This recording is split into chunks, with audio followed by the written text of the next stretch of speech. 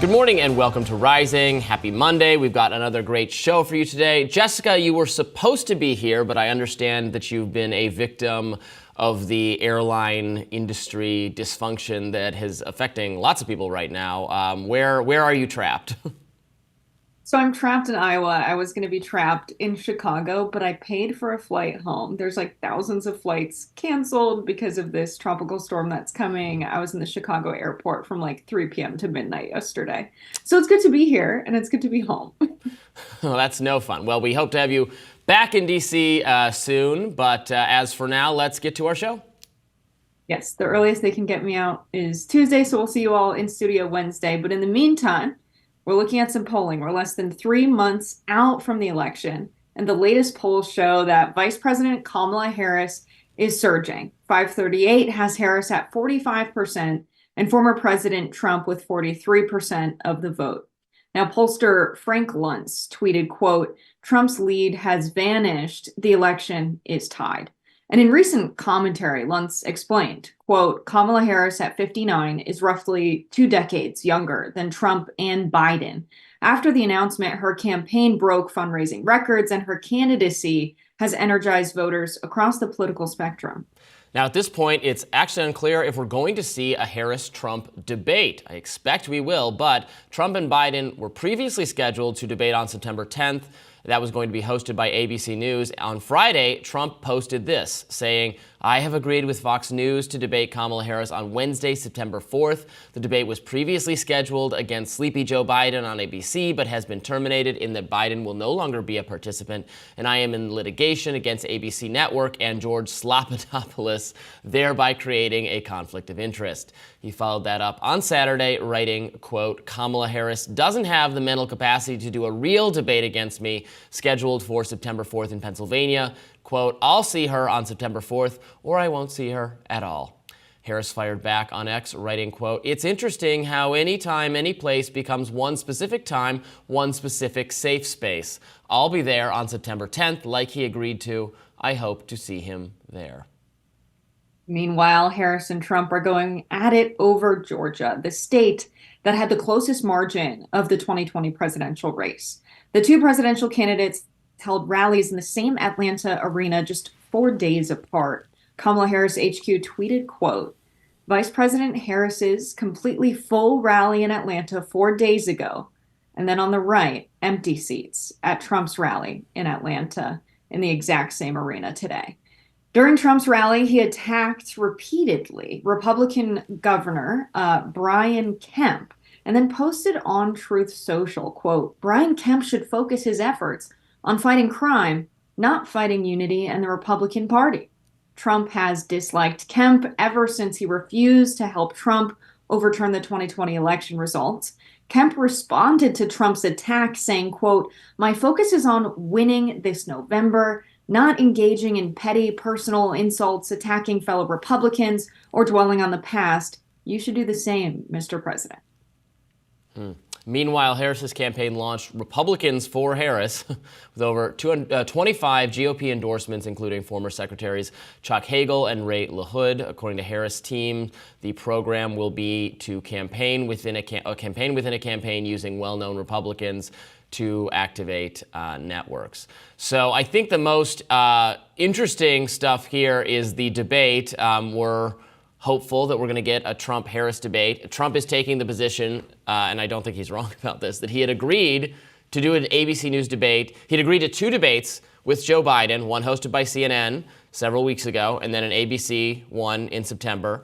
He agreed to do that debate with Joe Biden on the assumption that Joe Biden was going to be the candidate. Joe Biden has dropped out, so he has no agreement to do a debate with Harris at any specific time, place, or manner. Now, preferring Fox News to ABC, I guess maybe that's to his advantage because it's a conservative network, although it would be with Bret Baier and Martha McCallum, who are, straight news anchors. I think they should. So I would just solve this, say, okay, we got to do 2 more debates. We can do one.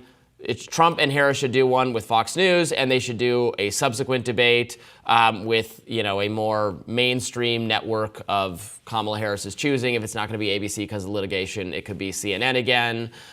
It could be our own sister channel, News Nation. They did a great job with the GOP primary debate they held. This seems to me like something that can be worked out and would certainly be to the benefit of the American people to have a Trump-Harris debate. Yeah, I don't think it's a good look for Trump to say anytime, any place, and then, like Kamala Harris put it, agree to a specific time, specific place, and her so readily and quickly agreeing to his proposed Fox News debate after saying, no, I'm not going to do the ABC debate anymore. I think it's a point in Harris's, camp for saying immediately, yeah, let's just do it. Let's do it on Fox. Let's do it anywhere. Well, Kamala has not agreed, as far as I can tell. She has not actually agreed to the Fox News debate. I mean, you got to look at his wording there. What Trump said is, I have agreed with Fox News to do a Kamala Harris debate with Fox. I don't think she actually said anywhere, and so there was a lot of criticism from liberals on this point, I noticed, wrongly saying that they had agreed to the debate when really Kamala had not agreed. She's agreed to do the ABC debate that was originally planned with Biden, as far as I can tell. I might have missed something. Yeah, I think Kamala is going to do this debate. That's the indication that I get from her tweeting out, now it's a specific time, a specific place. I think that she has no reason to not debate Donald Trump. He's the one that's gone back on the original plan. So yeah, I think Kamala Harris needs to see her schedule. He's proposed September 4th. That's probably all the holdup is. I don't see why Kamala Harris wouldn't debate Donald Trump. He's the one changing the plans all around. She was going to honor the original debate time that Trump went back on. And so I really do think this is a point of strength for Kamala Harris. And Trump does look kind of weak going back on the original scheduled debate. But the original scheduled debate was with Joe Biden. I mean, his position is you've swapped out your candidate. Well, okay, but he should. Well, then it doesn't matter that we do he should say, well, then it doesn't matter we do the exact same debate under those exact same circumstances. You changed your candidate, so now I'm changing the network. Like, what's unfair about that? Well, I just think it's silly. Why does Kamala Harris mean now he has to do it on Fox News? Yeah, I think he should do one. Because it was set up to do two debates with Joe Biden, one on CNN, one on ABC, and he thinks ABC is going to be a more hostile place for him given his combativeness. So now, if the only debate with Kamala Harris is on the unfriendly to Trump network, I think that seems unfair to him. I don't think that's unreasonable. They should just do two more debates, one with a Trump-ish pick for the network and one with a Harris-ish pick or some other agreement. That's what I would do. Because it would be beneficial to have the debate, but that's my... Yeah, I think it's silly. I think he looks weak. I hear what you're saying, that it's a different candidate and it should be on a network that's friendly to Trump. I see why he would feel that way. He probably doesn't want Kamala Harris to have equal talking time to him, because it seems that his strategy, as we saw from the NABJ, is that whenever he's getting a line of questioning that challenges his position or way of thinking, he interrupts them and he gets combative. And I think, yeah, he probably wants a network that's going to let him speak over someone who's making a valid point, because that's easier than arguing back with them. That's why he wants it to be on Fox News and not ABC. I think that's very obvious. He was fine debating Joe Biden because he knew that Joe Biden wouldn't be able to be combative with him. And someone like Kamala Harris, who's a proven prosecutor and a good debater, he's scared. That's why he needs a network that's favorable to him. And I think that's making him look weak. I think it's contributing to his decline in the polls. And I think it's contributing to Republicans really taking a step back and saying, not even just never Trump Republicans, but some centrist Republicans that would have gone for Trump in a Biden-Trump matchup. I think that's why they're going to Harris, because they see him scrambling right now. Yeah, I don't want the moderators to be pro or anti. And again, I think CNN did, Jake Tapper and Dana Bash did a fantastic job with that debate. They asked fair questions of both candidates. They didn't interrupt them. It was structured so that they couldn't interrupt each other very much. They asked good follow-up questions. So it should just be, I would be fine with CNN doing it again. They did a great job. And, it ended up exposing Biden's really weakness as a candidate and as a president. And that was just on him. That was not because it was structured to do it in such a way. Let's turn very briefly before we move on to the polling. So all the polling is now showing this really is a dead heat. This race between Donald Trump and Kamala Harris. It is very, very close. The national polling is very, very close. It's gotten a lot closer. The swing states are very close. It's I think I've heard some pundits say that they would still say Trump is probably very, very mildly favored, but it is so much closer than it has been for weeks and weeks and months. And obviously, Kamala Harris still has room to grow as she introduces herself to the nation. She's going to have a VP pick soon. We're going to talk about that again in a minute. But what do you make of the polling results? I think the polling's good. Of course, we always say the swing states matter because of the electoral college system more than the national polling. But I think what we're seeing in the back and forth between Kemp and Trump in Georgia, I do really see Kamala Harris potentially winning Georgia. I think North Carolina, which is not often considered a swing state, is a contender this time around. And so I really think it's very possible for Kamala Harris to pull this one out, especially if she has a running mate out on the trail with her. We're expecting a pick this week, and I think that could really give her an additional boost. We'll have more Rising right after this.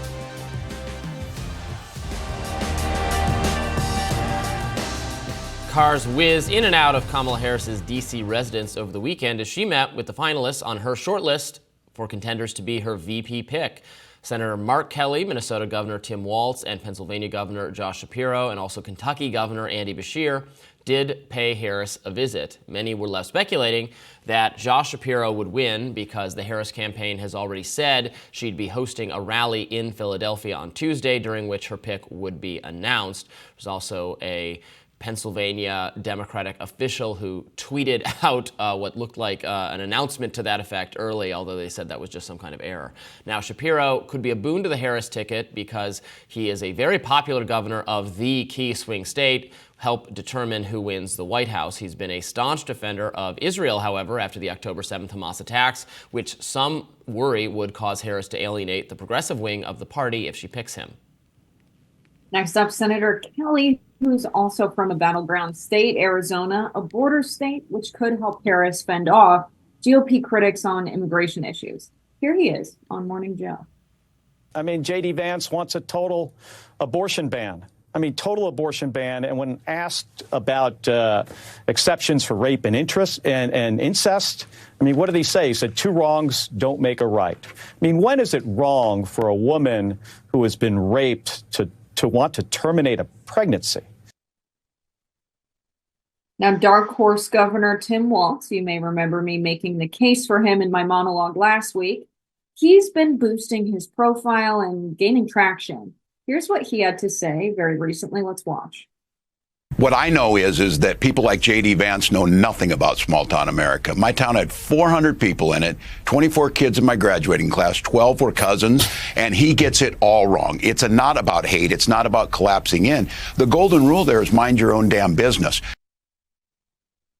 Now, another full tryout mode candidate, Beshear, he was on the media rounds this weekend as well. Here's a clip of the Kentucky governor on Morning Joe. Let's watch.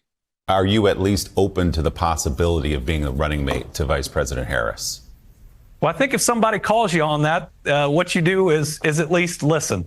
And I want the American people to know what a Kentuckian is and what they look like, because let me just tell you that J.D. Vance ain't from here. Now, that was like a week ago or so, maybe a week and change, and it created this sort of frenzy on Twitter of people from Kentucky and Appalachia hashtagging "he ain't from here" with like their cast iron pans being washed with soap. This is what J.D. Vance does. He's never watched a new TV stacked on top of an old TV, just talking about regular life that they think J.D. Vance doesn't understand. I've seen Beshear still posting and doing a couple media hits like he's in the running, but he's been doing a lot less. We've also seen people say it's between Walz and Shapiro. And we had that leak from Mayor Sherrell Parker, which, do we think that she just saw a lot of headlines about Shapiro and assumed he was already picked and it was a reckless post? Was it an intentional leak that was a test balloon from the campaign to see what the reaction would be? And we also have Nancy Pelosi saying that she supports Tim Walz. There are a lot of reports of that. And then outwardly to a crowd of people, we had Bernie Sanders saying he believes Walz can make the case for working families and he supports Walz. And we also had Pramila Jayapal say she agrees with that from Senator Sanders. So he's got a lot of support from key Democrats and Democrats in the House, and support from Nancy Pelosi, who, Robby, we know to be pulling all of the strings right now. Yeah, Tim Walz is definitely the candidate of the progressive left, as far as I can tell. As you point out, Bernie Sanders gave an endorsement to him and is encouraging Harris to pick him. I think it is coming down to him and Shapiro. So Mark Kelly, the senator from Arizona, tweeted something a little bit cryptic over the weekend, saying that he intends to remain a senator from Arizona. It seemed to suggest that he was out of the running, or was pulling himself out of the running, or was reacting to being out of the running. But then he went ahead and actually deleted that statement on Twitter. So hard to tell. But I think it's down to Walz and Shapiro. My understanding is Shapiro is still the favorite.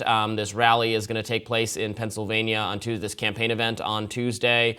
Setting aside all the other appealing aspects about Shapiro, it's simply the case that he is the very popular governor of the key swing state. He is well liked by even many Republicans in his state. They tend to say pretty positive things about him.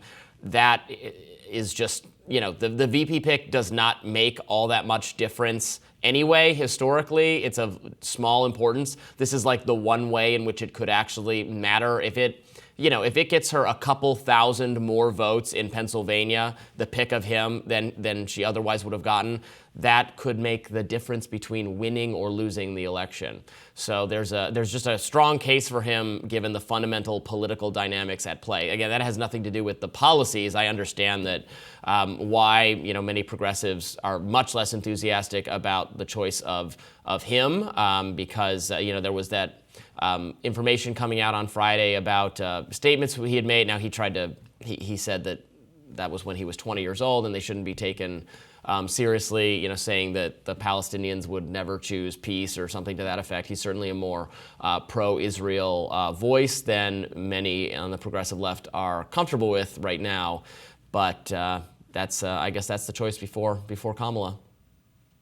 Yeah, I think the VP pick matters more in this election than we've ever seen in the past. I think people are paying special attention to the vice presidential picks because they're seeing what happens when a president is old and has to step aside and the VP has to step in. I think there's a heightened sense of importance around who the vice president is. We've also seen J.D. Vance hold Trump probably down in the polls because of his appearances, things that he's said in the past. People are really paying attention to J.D. Vance's track record and what he said in very recent years. Now, Shapiro as well. He did say that many years ago. He's someone who lived in Israel and served in the IDF. Now, people are taking that seriously. Should we have someone who served in the military forces of a foreign government as vice president? I would say no. Also, very recently, he said that peaceful protesters on college campuses were like KKK members. That's an insane thing to say, and it indicates to me that maybe his mind hasn't changed very much. And if it has, he hasn't told us in what direction. And so I think Shapiro, for an additional reason, is not a great pick because we're seeing attack ads. I was in Pennsylvania over the weekend. They're running attack ads on Kamala Harris, making her own personally every crime that happened in California while she was Attorney General. And they're framing this as Kamala Harris let X, Y, and Z person back onto the streets. Shapiro was an Attorney General as well. And they're starting to do the same thing with his track record. I think it would be a complete liability in an environment where people are paying a lot of attention to crime, thanks to the media attention on crime, even though crime is down right now. Having these two AGs on the same ticket's a big mistake. Because someone like Tim Walz could be the opposite of J.D. Vance. Him campaigning in Pennsylvania and in middle America could bring Kamala Harris way more votes because he's not this kind of elite venture capitalist. He worked in a school. He was a principal. He's been a good public servant. He's known to connect with regular working class and middle class Americans. Someone like him on the campaign trail, I think, could give her a huge bump. So as usual, the Democrats are between like the worst possible option that they have and the best possible option that they have. And everyone's just worried that they're not going to surprise us and pick the worst possible option because that's what we're used to. But I hope we get something different. I really hope it's Walz. You're saying worst possible in terms of, let's be clear here. You agree more with Tim Walz's policies than Josh Shapiro, which that's fine. I don't really, care about that. Josh Shapiro, I think, is obviously a better political in the terms of the campaign, given that winning Pennsylvania is like the most important part of Harris's attempt to become the presidency, and he clearly does help with that narrow mission, which is about all you can expect out of a vice president. I should say, there are policies that Josh Shapiro has initiated as governor that I quite like and think should get some attention, including that one of his first acts was to declare that government that in order to be an employee in Pennsylvania, you ought not to have a college degree. He eliminated the college degree requirement for government workers. I think that's great. I'm totally against credentialism.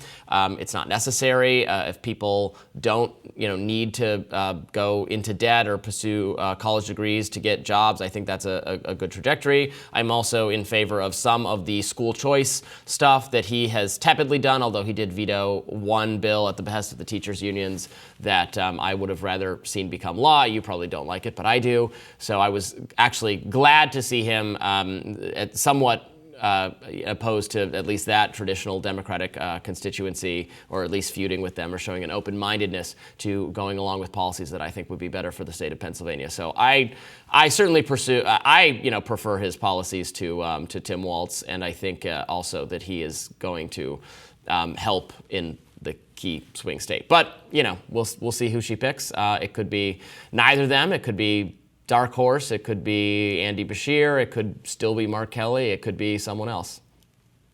Yeah, I just don't see it that way, that you pick a candidate from a certain state and that means you win that state, because it would be very effective for them to run attack ads around, murders that weren't investigated to the full extent that they would have liked. Those running in Pennsylvania and people feeling like, Josh Shapiro is the reason our country is not safe, or whether for better or for worse, whether that's accurate or not, the attack ads could be effective. And someone like Tim Walz running in Pennsylvania could win more votes than a candidate like Shapiro. There's a lot of regular working class people across Pennsylvania, and Josh Shapiro could not be a guy that relates to them. There could be a reason that, yes, he won the governorship, but they want to vote for someone else for national office. And Shapiro could maybe win in Pennsylvania and then be the reason they lose a lot of key states in middle America. So I think they really need to take a deep look at what states they would actually win. They obviously have some internal polling, but we've also seen Kamala Harris lose her own state in a primary. So it's not a guarantee that if you're from that state, you'll win that state. And I think Walz is someone who can win in Pennsylvania. I'm not confident Josh Shapiro can even win in his home state. So I think that there's a reason conservatives are saying, yeah, obviously Josh Shapiro is the better pick right now, because they would prefer Josh Shapiro to a Tim Walz. Because imagine but you're doing the opposite. You're a progressive, so you prefer Tim Walz because he's progressive. No, there are a lot of conservative-leaning people that adore Tim Walz. He won the governorship with a greater vote share than anyone in history. And so someone like that who agrees that delivering on working class policies is good, that's not something that's a right or left issue. That's something that's proven to win among independents and people who are centrist, because he's narrowly focused on delivering policy for the working class. And I think people are afraid of a matchup of Walz and J.D. Vance.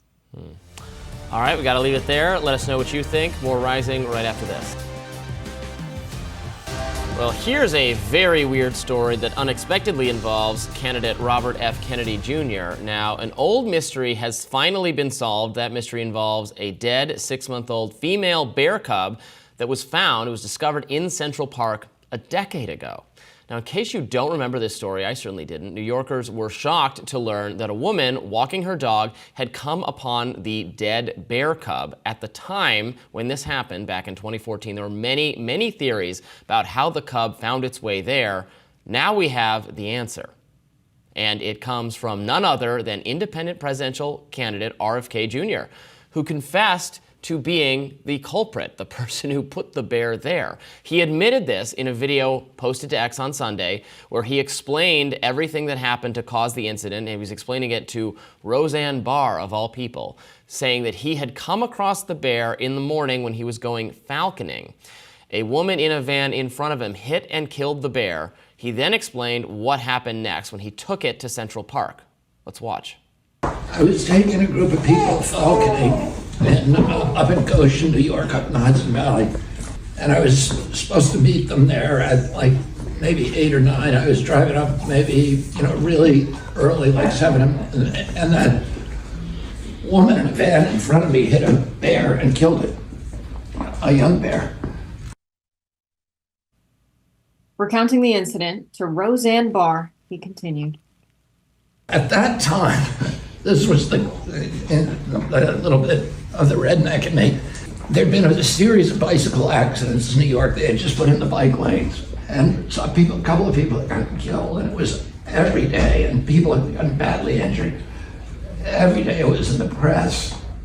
And so I thought, I wasn't drinking, of course, but people were drinking with me who thought this was a good idea. And I said, I had an old bike in my car that somebody had asked me to get rid of it. I said, let's go put the bear in Central Park and we'll make it look like he got hit by a bike. It'll be funny for people. The video is allegedly a preemptive strike against a New Yorker story about to come out on this incident. He captioned his post, quote, "Looking forward to see how you spin this one at New Yorker."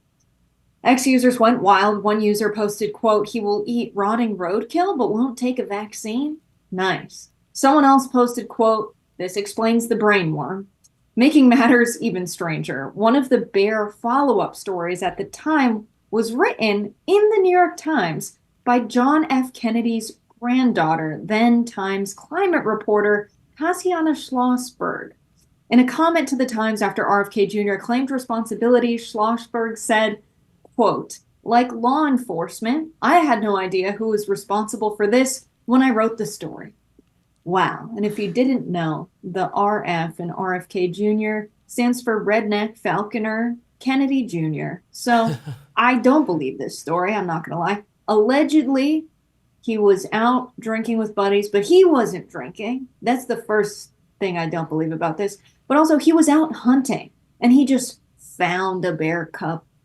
Where's the woman who hit the bear cub? We need to hear from her. I'm not fully buying it, RFK Jr. I'm not going to lie. It sounds like you were out with your buddies. You were having a reckless time. Maybe you started drinking while you were hunting. You're out hunting and you find a bear cub that's already killed. I think they killed it. That's what I genuinely believe in my heart of hearts. And I think they went out drinking and they went to dinner at a steakhouse. And they had a bike that was an extra bike. And they thought this would be funny. I believe he was drinking as well. If he would do this in his right mind, I don't know if that's better or worse. I don't know if I would rather believe he was out drinking and driving, or I would rather believe a sober RFK Jr. would stage a bear bike accident. It's just all, I don't buy it. Okay, well, so let's establish first what he now claims had happened. So this has been a big mystery for a long time. The dead bear discovered in Central Park, it was a very big story for a while. They'd never figured out exactly how that got there when it was discovered. So now he says, and clearly someone at the New Yorker, there may be some background information that he might have been involved. A story is going to come out at the New Yorker soon that explains that he was responsible. So he comes out with this video explaining what happened to Roseanne. And his version is that he saw the woman hit the bear. That does happen. I'm driving in, when I was a kid, we were driving up in northern Michigan to a cabin, and I saw someone, hit a deer, and the deer died. They just drove on. It can happen. Saw someone hit the bear. Now, here's where it gets a little weird, though, because he could have obviously just left the bear, but he says that he planned to do something with the bear meat to prepare it and store it and do that responsibly. So they put the bear in the car, and then he continued on to the falconing, and then ended up having to go to a dinner and couldn't get rid of the bear, couldn't transport the bear where he wanted it to be, and then had this bear and was no longer in the woods and had to get rid of it, and decided, or was persuaded by friends who'd been drinking, to put it in Central Park and make it look like it had been hit by a bike. And he sort of admits in the telling of the story that this was not a very good idea. I don't know that it might technically break laws regarding animal disposal, or I don't know.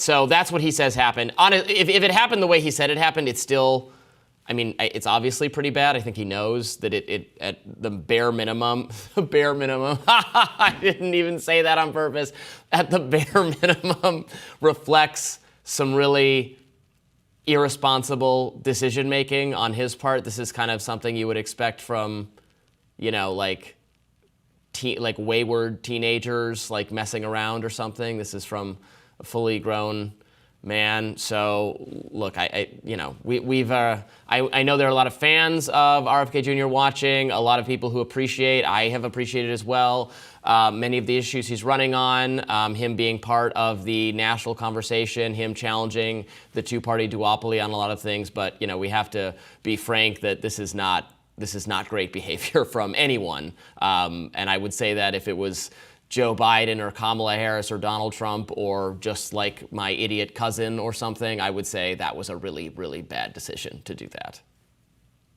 Yeah, these guys are weird, man. I have to agree with Waltz's quote this election cycle. I hate that we have to keep saying it, but this is a dude with brain worms who put a bear cub carcass in his car and then proceeded to have a night out in New York City and stage a bike accident. And I get that there are some people that are like, he's just a fun guy with an interesting life. No, I don't see it that way. There are a lot of ways to have fun, but I think having a bear carcass staged as a bike accident in Central Park is not a way to have fun. The way he says the next morning, there were all of these cop cars in Times Square. There were all of these cop cars by Central Park. He saw like 20 cop cars as he was driving through the city. And he was like, oh my God, what have I done? Or he saw footage of it, but he recounts seeing all of the cop cars in New York that were responding to the bear incident he staged. And he thought, what have I done? That doesn't sound like a sober recounting of events. I don't know. It doesn't really matter at this point if he was sober or not. It sounds like no one got hurt if he was drunk driving, thankfully. But I think a lot of people are questioning the dog meat story now that he's so willingly saying he eats bear meat. I don't think it's very common, even among people who eat bison, who eat venison. It is common to hit deer. I grew up in upstate New York, or I grew up in lower New York, went to college in upstate New York. I spent my youth years with people who are just learning how to drive, hitting deer on a regular basis. Yeah. That happens. I've also lived in Cooperstown in the Adirondacks. I've never seen anyone hit a bear with their car. The stats are it happens 50 times a year, but it's mostly in places like Yosemite where there's very dense bear populations. So there are many things about this story that I think he raised more questions than answers with this video that was supposed to quell whatever happens as a result of this New York Post story or New Yorker story. Yeah, we'll see. We'll see how this impacts the campaign. It reflects some juvenile decision making, certainly, which he seems to acknowledge. I'm perfectly willing to believe he says he watched the bear get hit, but you could have just driven off. You didn't. I mean, it's a very. I can't imagine watching an animal get hit and dead, and then maybe if it's still alive. I mean, if it's still alive, you usually just have to put it out of its misery. I can't imagine doing that either. You could call animal services. You can alert someone to take care of it. I can't imagine putting it in my car. Of course, maybe they were about to go hunt animals with falcons, so maybe the car was laid out in such a way where, dead animals were going to be stored and it wouldn't be, making your interior of your vehicle disgusting. But someone hit a bear around me, and RFK was like, "Can we keep him, guys? Can we keep him? Let's bring him with us." Also, Robby, what do you think the forensics are like on this? Because if the bear cub was hit by a car, it would be disfigured. It would have broken bones. I want to know if they have any information as to what the damage was done. You want a crime scene investigate this dead bear cub? I don't know that any of that is necessary. I fully do. Oh, okay. I would like for that to happen. I feel like one of the cops would be able to say something. Because if you believed a bike hit it, what was the damage done on the bear? If it was believable that it was just a bike and not a vehicle. Because you've seen deer get hit by cars. It's not pretty. No, it's not pretty. I mean, it's a bear cub. it could have been killed by being hit by a person on a bicycle. The way people bike these days, that could have been the case. Of course, it was not the case.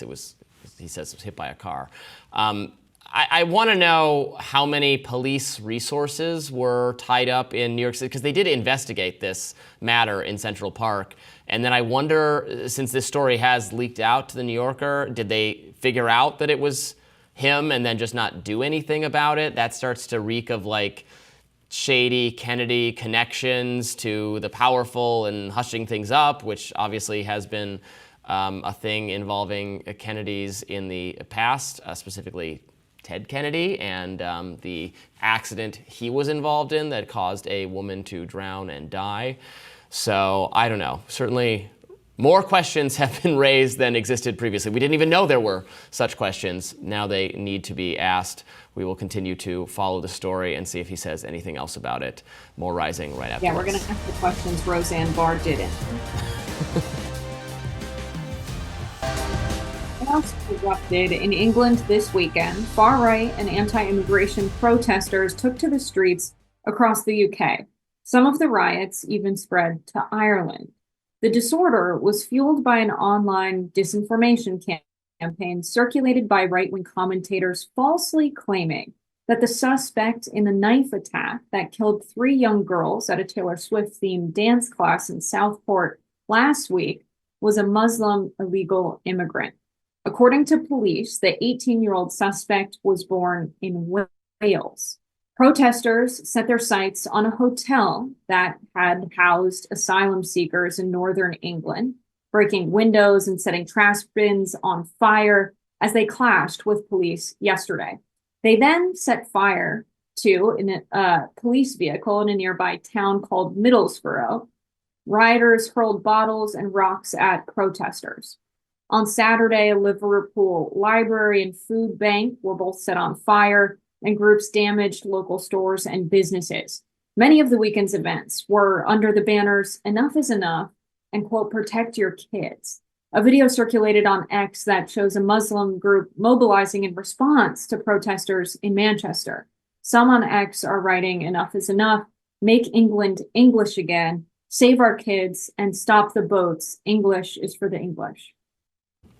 As previously noted, the police have detained that suspect in the dance class murders. The suspect is a teenager whose name is Axel Rudakabana. He was born in Wales. His parents are from Rwanda.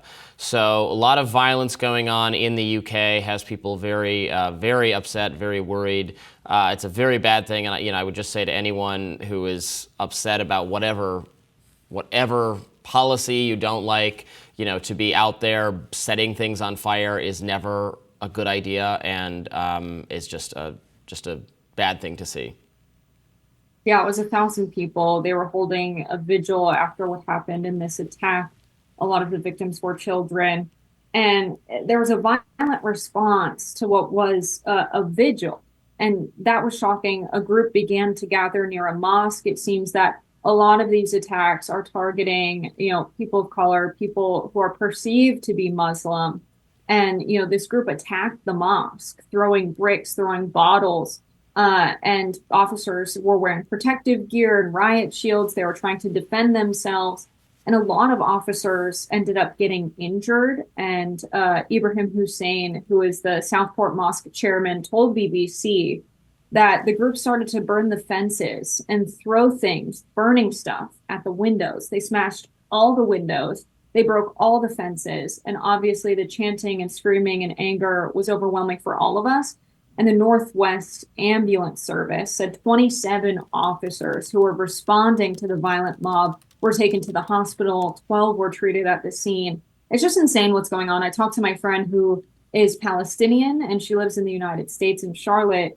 But she was talking to friends that she has over in the UK, and they're just saying that everyone's afraid. They seem to be targeting anyone they see who is Black, Asian-looking, Muslim, and there's a lot of fear that people have that the police are not responding in a way that keeps them safe, and that they need to mobile anti-fascist groups in response to these mobs that many people are describing as lynch mobs. That's a very scary time there in England. Yes, so the suspect is not Muslim, is not himself an immigrant, although his parents are immigrants from Rwanda. Rwanda is in Eastern Africa. It is not a Muslim country. It has a very small Muslim population. It's a majority Christian, so he's not, he's African, he's black, second generation immigrant. Now, it's not, again, his motivation for, I don't know if he's just deranged. It's not connected to any kind of, or it's not been stated that it's connected to any kind of ideology, Muslim or anything else. So they really did jump the gun and make some assumptions here that don't at all fit the facts. I will say, obviously, that frustration with the authorities to failing to grapple with crime is a problem, in all of the developed world right now. A lot of frustration with crime having gotten out of control in some places. So I understand the frustration, but it was very much misdirected in this case against people who have nothing to do with it. And even if he had been Muslim refugee or something, burning someone else's mosque is not the right response to that whatsoever. So it's really, self-defeating tactics. And, conservatives who rightly, I think, called out the rioting and looting and burning of businesses and buildings in response to, police brutality stuff like with the George Floyd protests and other protests. Conservatives rightly said that's, disgusting way to respond to injustice. You shouldn't engage in additional further destruction. It's not helping your cause. That's the same. We should say the same thing about if it's right-wing people rioting, if it's left-wing people rioting, setting things on fire, threatening people, scaring people, engaging in violence against people is never a good morally or politically or strategically way to deal with problems in the society. Right. And this suspect is someone who is a teenager. His parents being immigrants from Rwanda, there was a genocide in Rwanda in the 90s. There's a lot of instability across Africa due to voids in power as a result of colonial rule. Rwanda specifically was colonized by Germany and was under Belgian rule. And a lot of the political instability does lead to violence, and having people fleeing extreme violence, a genocide in Rwanda, and settling in England, and people across the country saying that you don't belong here, this and that. I can understand a lot of the anti-immigration sentiment comes from people being told that the reason they can't afford housing, the reason their housing cost burdens, the reason they can't find a good paying job is because there are immigrants coming in and they're taking the resources. Now, these are people who are desperate, who are fleeing extreme violence. And to see them as the reason your government is not delivering public services for you, or the economy in England doesn't work for you, is just absolutely misdirected anger. And it's just really sad to see things devolve in this way and across racial and ethnic lines there in the UK. In some sense, it does feel like imperialism coming home in Europe, all of this anti-immigration sentiment. But there have been 100 arrests in London of people, rioting, protesting, 2 in Greater Manchester and 8 in Hartlepool. And so I think they should thoroughly investigate the networks of these people. Who do they know? Who do they work with? Because breaking down the organizing structure is necessary to prevent this from becoming a long-term issue across England. Right. I mean, many on the right will say, the dysfunction in the Middle East, in Africa, does not create some obligation on Western nations to absorb vast numbers of immigrants, of culturally and socially distinct peoples to the Western world, and that is having an ill effect. Now, I think some of the arguments against that are stronger than others. I don't, for instance, the idea, if the immigrants, as they are in the U.S., are coming, and if they're working and they're actually going to be net contributors to the economy, I think it's fine and it's good to encourage that to happen. Obviously, it should be done legally. If it's being, but if it's just they're coming and they're being given public housing or resources. They're not being required to work, and they're not, adapting to the culture, and then it can have a bad effect on the trajectory of the country, as it's clearly coming to a head at some point in some of these countries in Europe. Although it should be, the actual statistics of violence need to be very carefully looked at. Who is, like in this case, the person responsible is not a Muslim, or the alleged suspect is not a Muslim, is not himself a refugee. Who is in the U.S. at least, it's like the majority of violent crimes, the vast majority it's not immigrants coming in, it's poor people in our cities who were born here, who are disproportionately black, who are not that's the teenagers. That's the reality of crime, and it's let's not, you shouldn't scapegoat people just because you don't like them or whatever.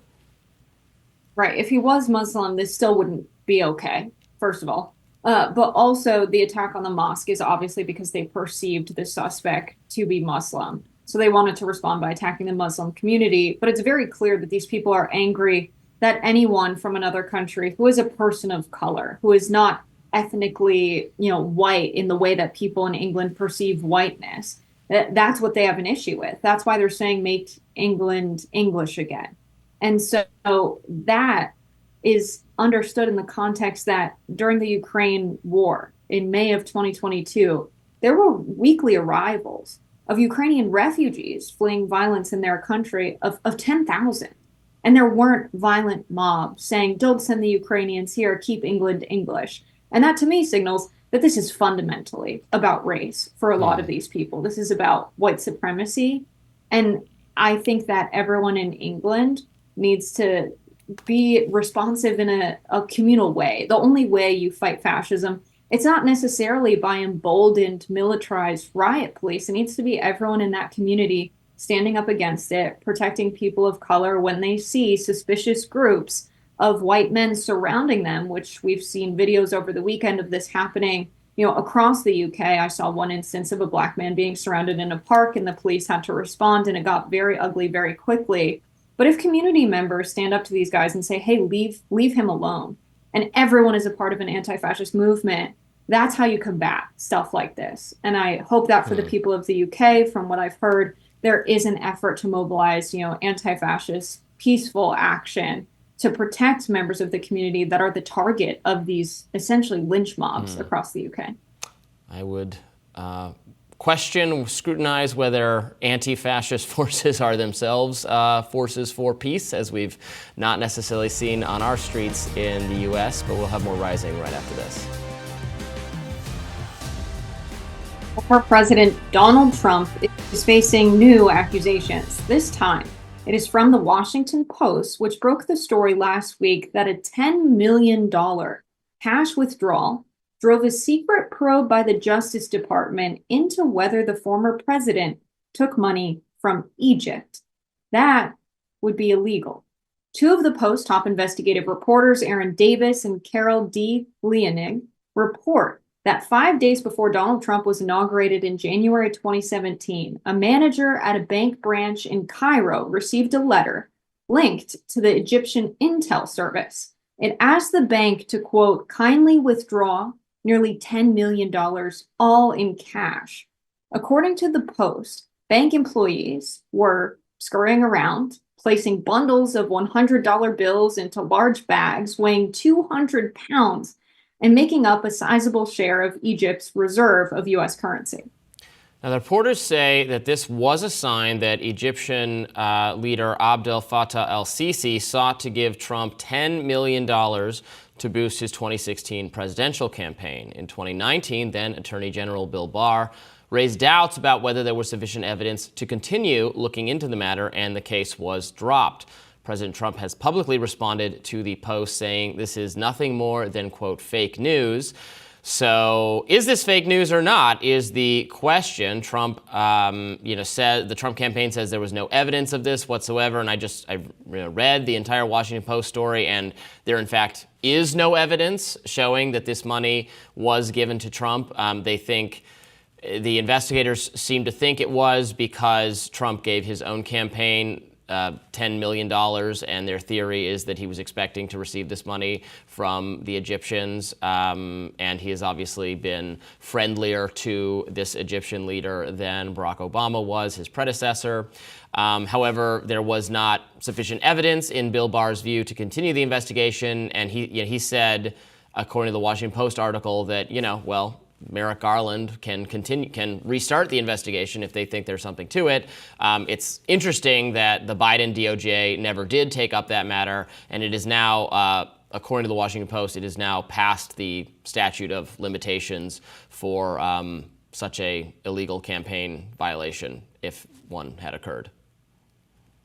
Right. And so Barr directed Jesse Liu, who was the Trump-appointed U.S. attorney in D.C., to personally examine the intelligence and evaluate if further investigation is warranted. So these are Trump-appointed people making decisions within the Justice Department as to whether or not to investigate Trump further.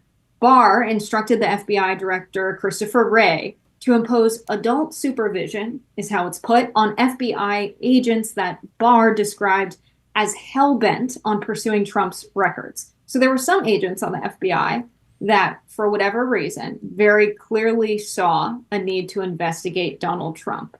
And they were directed by their leadership to not do it and put on watch to ensure that they wouldn't investigate it. That's why the investigation didn't happen then in 2017 when Trump first became president and when this had happened recently. And who knows where it was buried and why the FBI under a Biden presidency didn't pick up this investigative work if there were agents at the FBI who believed it was worth investigating. And so now we're depending on the Washington Post to get into this. And so I think that whatever probe is going on, everyone has their eyes on this, because even if he can't be criminally prosecuted right now, I think a lot of people are curious if something illegal happened here and what ties to the foreign government of Egypt Trump has, in addition to his family members' ties with Saudi Arabia. But I think a direct tie of Sisi and Trump in this way is very interesting. Cartoonish level corruption if they're putting bags of cash that weigh 200 pounds in Egypt to give to the president, to give to the president's campaign as maybe repayment for something Sisi did. Who knows? But it reeks of the Bob Menendez gold bars in Egypt. The corruption happening here is really just cartoonish, Robby. Well, right. I mean, the alleged corruption in the Menendez case, the money is in they found it in his possession, right? The problem here is that this money was gathered up, was put in bags, but they don't know for what purpose it was used. They don't know if it went to Trump, and the investigators did not turn up that evidence. And, it is kind of telling, right, that, I guess you can argue it both ways. The Team Biden did not restart this investigation. Obviously, if they were sitting on some really good evidence that, like, Bill Barr had hushed up that Trump had taken this money, you would have expected them to pursue it. Maybe they were just so busy with January 6th stuff that they thought was more open and shut. They didn't handle this, or maybe there was actually nothing to it. Many people alleged much closer overlap involvement between Russia and the Trump campaign. The sensational claims that were made about that then was largely, not entirely, but largely not substantiated by substantial investigation, that yes, there was attempted influence peddling or influencing of the election on Russia's part, but that these efforts were not as vast as they were stated by the media, and that the cooperation on the Trump end was really not exactly there. So is it another situation like that where they're trying to, they being the media, are trying to manifest some corrupt connection where when the actual investigators were unable to turn up one? Or did Trump motivated investigators deliberately look away from solid evidence of that was somehow then not revisited by the incredibly hostile Biden team when they came in? It's possible. It's possible the Biden people were not competent or were focused elsewhere, and that's why it was never pursued. So I don't know. But, this Washington Post article, which is very interesting, does not demonstrate any new or compelling evidence that Trump was the beneficiary of these millions of dollars, which is not to say it's not impossible or that evidence does not exist, just that it has not been surfaced.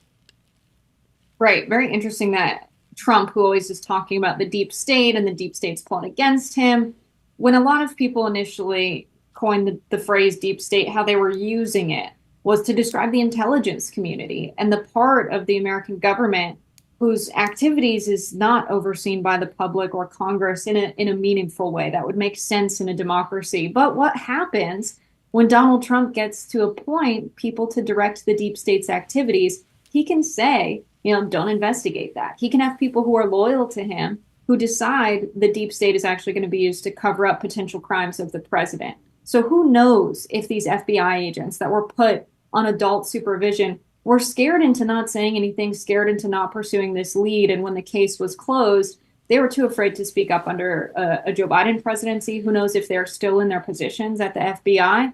But I think the American people are paying attention to this because we all know very well the FBI will sit on leads of very dangerous people. A lot of mass shooters and people who have done extreme acts of violence in our society are people the FBI was aware were threats. So we know that they sit on things that are real problems and don't investigate them. And I think at this point, a lot of people are curious as to what happened here, because it's a little bit of a hypocritical move to say, I criticize the deep state, we're going to drain the swamp, get rid of the deep state, and then have members of the intelligence community potentially not investigate financial crimes that allegedly were committed, that they were tipped off to, that they were put in the direction of. I think we just want the FBI to follow all of these leads until the end and see where the evidence goes. And if this was just Bill Barr using his position of power to say, don't investigate that, I think a lot of people are going to have more questions about the deep state, thanks to Trump, not just because of his speeches, but potentially because of the actions of the deep state under his power. We will continue to look into this matter. More Rising right after this. Vice presidential contender J.D. Vance made a comment about presidential candidate Kamala Harris being a, quote, childless cat lady all those years ago, was recently revisited, and has sent culture shock waves throughout the U.S. Wasn't the only thing Vance has said about childless women and couples. Let's take another look at statements he made in 2019. I've seen people who become more attached to their communities, to their families, to their country because they have children. So I would say that we should care about declining fertility, not just because it's bad for our economy, but because we think babies are good. And we think babies are good because we're not sociopaths. Those are supposedly controversial remarks. I don't think they're that controversial, but let's fast forward to 2024. The American family becoming hyper-politicized on both sides. The U.S. fertility rate steadily falling, mirroring trends in other countries. It hits a record low of 1.62 births per woman in 2023, and a recent Pew study showing 47% of adults under the age of 50 who don't have kids are unlikely to have them, up 10 points from 2018. A growing chorus of conservative pundits have latched on to a traditional image of family life, man, woman, and children. They've been increasingly vocal about criticizing people who don't live that way. Values aside, this trend has real implications for America's future and economic growth, especially if immigration is reined in. It is also worth noting that policy issues have an impact. Childcare, or lack of it, has real economic impacts on the majority of parents. Democrats have fought against GOP messaging that it is the party of pro-family, pointing to Senate Republicans' rejection of a bipartisan bill last week that would have expanded the child tax credit. So what do you think, Robby? Is this a fair criticism from Republicans to point to policies like the child tax credit, which Republicans have used as an example, J.D. Vance himself, of them being pro-family? Well, I mean, like I said, first of all, I don't know, he's being slammed, the weird J.D. Vance, weird. I get that it was mean to call Kamala a childless cat lady, which, he now says was a joke. And it's fine, obviously, for people to be childless, whether men, women, young or old. I am myself childless. It's fine. I don't care. Other people's business is no one else's. The point that J.D. Vance is making is that we should make it easier for people to have families, to have large families if they want to have them, because having kids is good if that's the choice you want to make. And if there's pressure not to do that because of the new economic or socioeconomic reality, then that's bad, and that's something Republicans ought to fix. Now, I don't know that the child tax credit is necessarily the right way to go about it. I would like to see everybody childless or not, pay less in taxes at every level, and to improve the economic situation more generally, and to make it get rid of regulations and other things that are making childcare and healthcare more expensive, schooling more expensive, and that would be the best thing I think we could do for working people, for working families. But it's not weird to point out the fact that having kids can make you more invested in your community and your country, and that it's generally a good thing. I don't know if our Democrats trying to, or media commentators, I guess, trying to suggest the opposite. That I don't even know. I don't know what to make of. What is the criticism? Yeah, for me, the weird part comes from this antisocial, honestly, perspective. That's how I view it, as antisocial, to think that everyone you meet should be like you, should have the same values as you, and want the same things in life as you. The way they talk about women who don't have children, childless cat ladies, I think that is weird to talk about other people like that just because they make different decisions in their own life than you've made.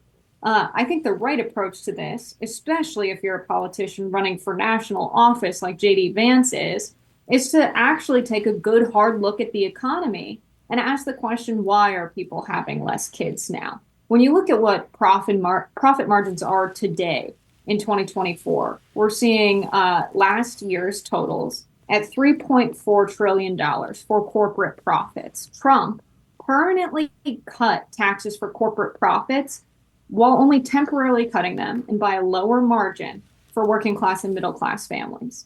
We've also seen that the profits went up tremendously as a result of this policy, because while they're at $3.4 trillion today, they were at about $2.4 trillion in 2020. So as a result of this policy, corporations are raking it in, while working people are more productive than ever before and are struggling. And by the way, a lot of people look at those profits and they say, well, this is because of inflation, because dollars aren't worth as much. That's not what's explained by it, because from the previous 20 years of data, profit margins were 11.4%. Those margins are what's higher. Corporate profits are averaging around 40%. That happened during the pandemic, and they're staying that high. And at minimum wage today, a worker's pay is worth 27% less than in 2009, and 40% less than what it was worth in 1968 when you look at the purchasing power of those dollars. So workers are more productive than ever before. The owners of the companies are making all of the money and not paying working people. If you want people to have families, they need to be able to earn that income. It can't just come through cuts to taxes. They need to be earning it every day when they're working 40 plus hours a week. And so JD Vance and the Republicans not focusing on that in the way that Democrats are, I think, is what makes their commentary weird, because you're making it a shaming social decision when it's really an economic one. I mean, I would say the Democrats are focused everywhere on making things more expensive for those very working families.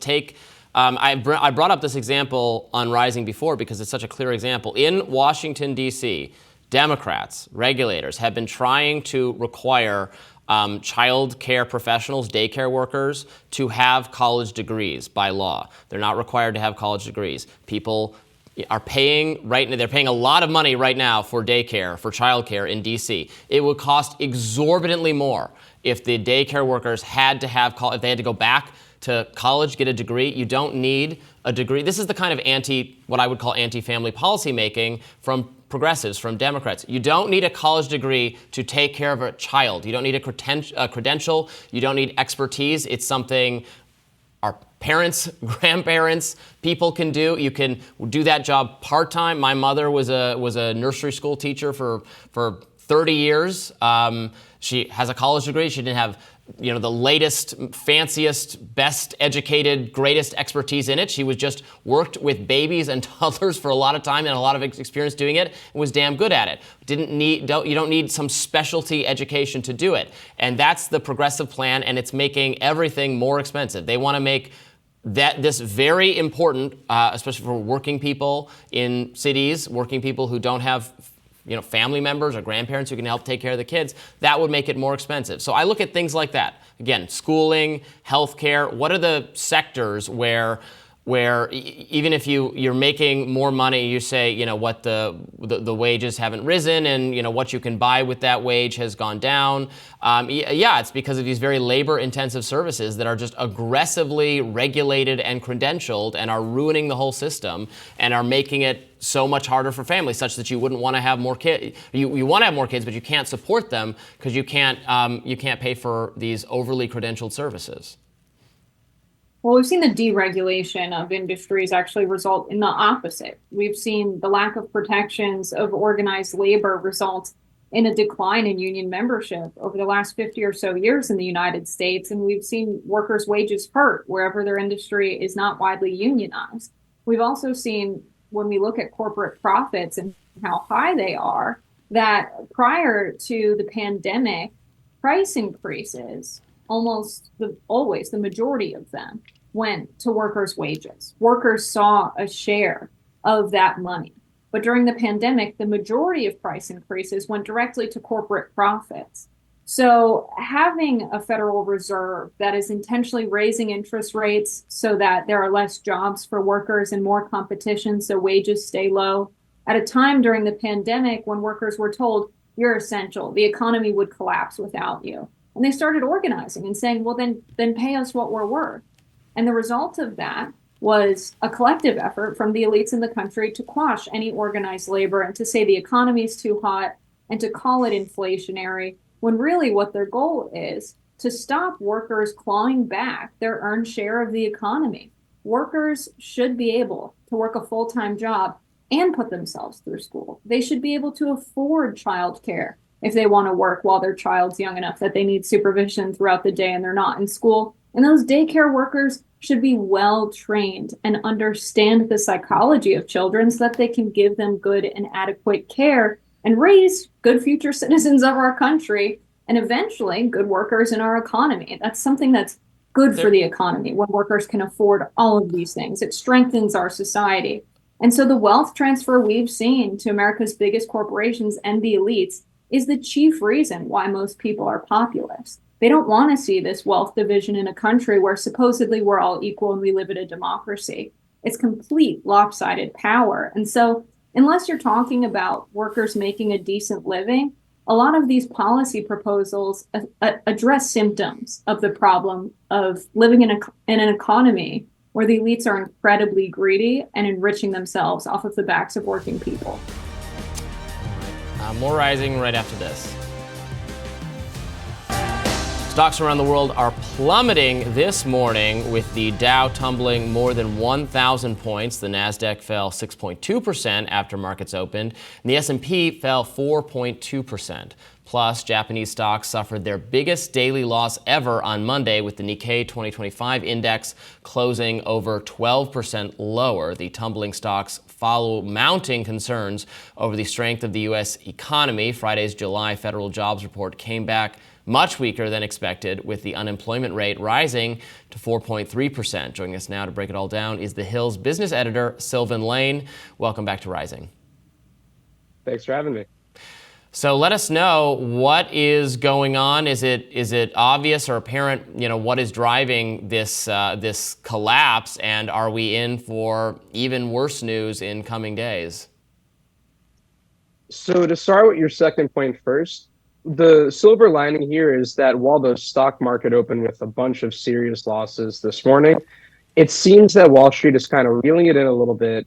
These losses are getting a little bit smaller at this point, but investors are clearly worried about the durability of the U.S. economy. As you mentioned, the Friday jobs report came in a bit weaker than was widely expected. And this is amid concern about whether or not the Fed should have cut interest rates earlier than they have. We're in a situation now where the Fed is keeping rates at a pretty high level, meant to keep the economy from overloading. But we're in a situation right now where inflation is coming down, the job market is getting a bit weaker, and there are more worries now than there were before that the Fed may be a little bit too slow to catch up to that. We've also seen Warren Buffett made some dramatic decisions around Berkshire Hathaway's investments. A lot of people pay attention to Warren Buffett and what he's doing with his money as an indication of what they should do with theirs. I'm wondering if some of this instability is perceived in a way that it doesn't actually exist in the economy, Because while I can understand investors not being hopeful in a high interest rate environment for the near future of the economy, our productive capacity has proven to be pretty resilient even throughout COVID. So how much of this is, investors manifesting an economic downturn? I think it's a great point about how a lot of what we're seeing right now is more focused on investor concerns about the future than any sort of main or real weakness we're seeing in the economy right now. Even though the Friday jobs report was a bit disappointing, 114,000 new jobs and a 4.3% unemployment rate are not bad at all. They're just a little bit worse than economists expected. And another good thing to keep in mind here is that a lot of today's losses are driven by these technology stocks like Apple that have had these insane increases over the past year or so. So a lot of this is just investors kind of unwinding these big bets they've made so far, maybe cashing out on them with an eye toward investing in other realms that might be a little bit more profitable going on into 2024. So while the stock market could be seen as a harbinger of things to come, but I think it's way too early right now to declare us in any sort of crisis. That jobs report was very interesting to me because the higher interest rates being pushed by the Fed and Jerome Powell are explicitly to address what they perceive as heat in the labor market, that it's too hot. And the way they believe this works is that you raise interest rates, you discourage investment into business and people starting new ones because the capital, if it's more expensive, less people are inclined to do it. And so that means there will be less jobs available. When there's less jobs available, there's less ability for workers to negotiate for higher salaries and higher wages. That's what they're trying to address with these high interest rates. So to some degree, is slower job growth the explicit policy right now of the Federal Reserve? That's kind of what they were going for, is it not? They're not going to say that explicitly, but everybody knows that when the Federal Reserve is hiking interest rates, they're trying to slow the labor market down. Now, there's a lot of ways that could happen. That's fewer jobs added. That's wages not going up as quick as they were before. In the worst case scenario, it's companies laying off employees and the economy losing jobs on the whole. We're not there yet. We don't seem to be particularly close. But yeah, 114,000 jobs added in July or whatever month it may be, after the record-breaking job gains we saw while inflation was going high. There's a bit of this to be expected and welcomed. The key thing here is making sure that the economy doesn't go from slowing into a full stop. Right. Recession with a capital R is what everyone is fearing. We've been through this a couple times now in the previous decades. Is it going to be willed into existence the more people do start to worry about it? Or, should these, when you hear people in charge, officials say, oh, no, it's just slowing down a little bit. Nobody panic. Everything's fine. They said that all the other times when then it did, progress into a full-blown recession. I think it's good to keep in mind here that throughout 2022, there were these widespread predictions that the U.S. economy would be roiled with recession in 2023. That didn't happen. We had an extraordinarily strong year of job growth, extraordinarily strong year of economic growth. And all of the people who were, predicting recession and economic doom ended up looking a little bit foolish. That being said, it's always important to take things like this day by day, hour by hour, and look at the fundamentals that's driving what's going on here. A lot of this is tech companies not being as profitable as they were, but they were pretty darn profitable before. People are starting to become a little bit more skeptical that AI is going to be this, massive economic, game changer immediately. But this is already after NVIDIA reached a $3-4 trillion market cap. It's important to kind of take it step by step when deciding whether or not, we're in a crisis or not. But right now we're seeing signs that this might be more of an investor reaction to what has already happened than deep, deep concerns about a crisis ahead of us. What we're seeing in the crypto market over the last 24 hours is mass liquidation. It's now exceeded $1 billion worth of assets held in various cryptocurrencies being liquidated. What do you make of this as an indicator of how people feel about markets? Because while some people see crypto as currency, I think a lot of investors see it more as an investment than any kind of alternative to money in the form of fiat, like US dollars or yen. That's exactly right. Now, while Bitcoin and other cryptocurrencies may be designed to, insulate people from the stock market or from the rising and falling of the US dollar, in reality, a lot of cryptocurrencies move in the same direction as stocks. When stocks are going higher, cryptocurrencies are going higher, and often the reverse. And a lot of that reflects the fact that these cryptocurrencies, they're newer, they're a little bit riskier in a lot of cases, there's less known about them, and people are more likely to buy into crypto as the general public. We're not talking about the true believers here. The general public kind of sees crypto as another thing you might be able to invest in. So I think a lot of what we're seeing in the crypto market today is just linked to these broader concerns about the global economy. Sylvan, thank you so much for joining us. We really appreciate it. My pleasure. Gender identity controversy surrounding Olympic boxers continues. Algerian fighter Iman Khalif, her gender identity has been a discussion over the past week after failing a gender eligibility test. Last week, Khalif won her match against Italy's Angela Carini, who quit just 46 seconds into their fight. Many news outlets falsely labeled Khalif as transgender. According to LGBTQ advocacy organization GLAAD and the Advocates for Intersex Youth, Khalif is a woman who is not transgender nor identifies as intersex. Someone who is born with reproductive anatomy or chromosomes that don't fit the boxes of female or male. Khalif reportedly has differences in sexual development. Still, Donald Trump said this yesterday. This young girl from Italy, a champion boxer, she got hit so hard she didn't know what the hell hit her. It's a person that transitioned. He was a good male boxer. Other conservatives are still calling Khalif trans, including author J.K. Rowling, who has repeatedly called Khalif a male. In response to a tweet saying Imani Khalif should sue every single account and outlet saying she is trans, Rowling wrote, "The idea that those objecting to a male punching a female in the name of sport are objecting because they believe Khalif to be trans is a joke. We object because we saw a male punching a female."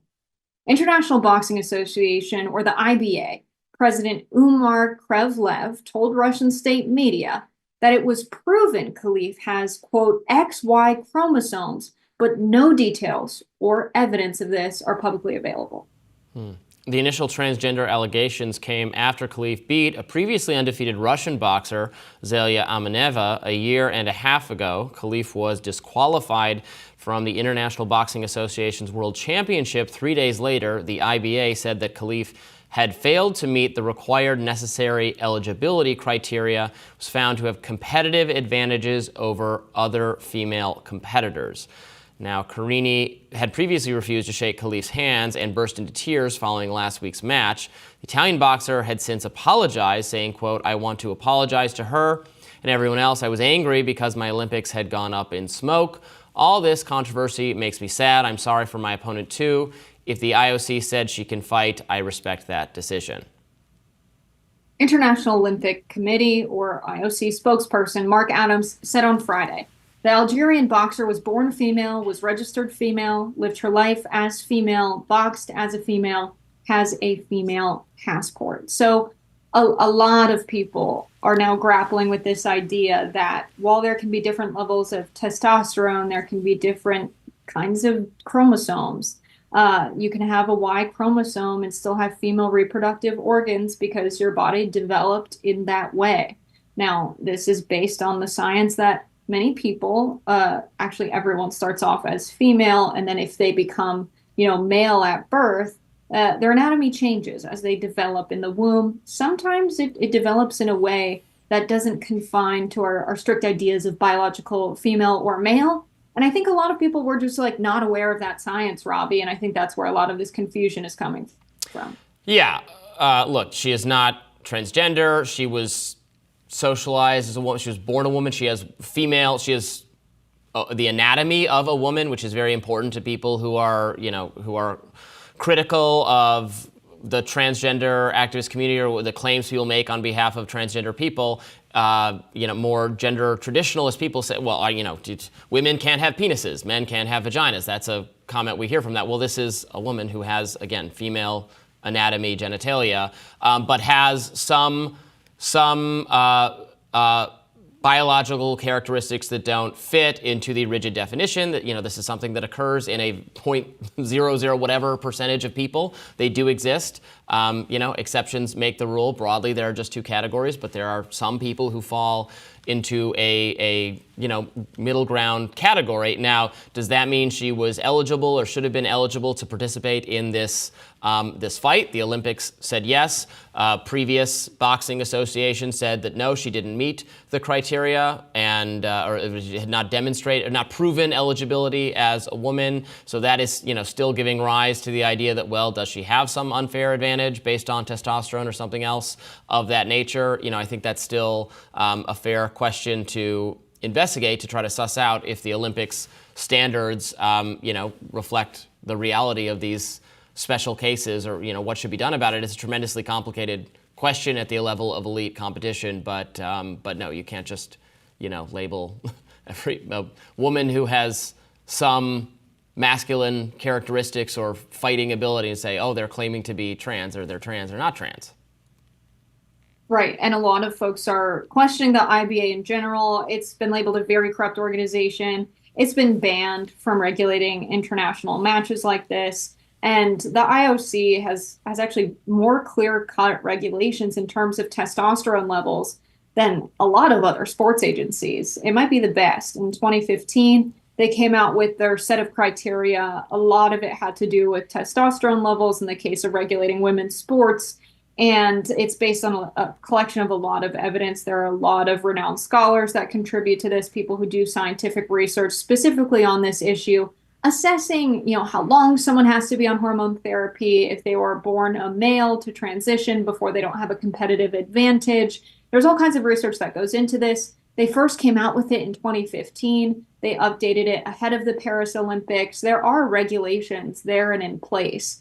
And the IBA, we can't say as much. There's not a lot of transparency around their regulations. They're owned by a group of essentially Russian oligarchs with connections to Gazprom, the energy company, and they've been known to be corrupt. And so a lot of people are saying if they're not coming out with the evidence and details surrounding this, are people who spread this baseless claim that she's transgender in a country where it's illegal to be transgender, can they sue for defamation? And it seems that there is indication that there will be a lawsuit. So it'd be very interesting to see J.K. Rowling get sued over this. Yeah, I don't know if everybody who says something you disagree with should necessarily be sued. I tend to not think a lot of that tactic, but certainly if it's untrue and defamatory, you can sue. I didn't say that you can't sue. I just that I'm not a big fan of suing everyone on earth for saying things that you don't like about yourself. But certainly people who said that that she was transgender should correct the record. She is not transgender. We managed not to fall into that trap when we commented on it on Thursday. So I'm pleased to say that we got it right, but it's definitely prompting a revisit, I know, from a lot of people, especially on the right, who rushed to use that label. That does it for us today on Rising. Great having you with us, Jessica, remotely. Safe travels, and hope to have you back here in the studio soon. Yeah, it was good to do this show against all of the odds. Bye, y'all. Be sure to like, share, and subscribe so you never miss any of our content. And for those of you who like to listen while on the go, we are now available anywhere you listen to podcasts. See you tomorrow.